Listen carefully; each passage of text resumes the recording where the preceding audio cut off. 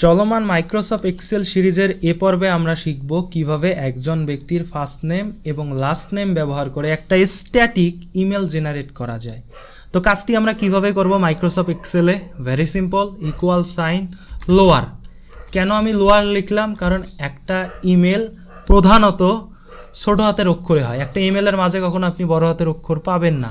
তো এই জন্য lower first bracket, first name নিলাম, ফার্স্ট নেম নেওয়ার পর অ্যান্ড এবং লাস্ট নেম আবার অ্যান্ড, এর সাথে আমরা কি দেব?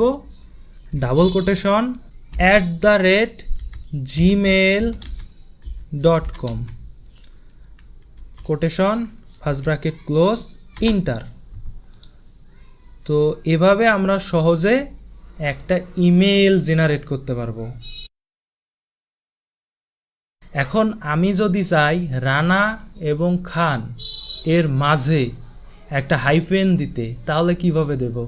ভেরি সিম্পল, A4 অ্যান্ড আবার ডাবল কোটেশন, একটা হাইফেন, ডাবল কোটেশন, আবার অ্যান্ড। তো এভাবে সহজে আমি ফার্স্ট নেম এবং লাস্ট নেমের মাঝে একটা হাইফেন দিতে পারবো।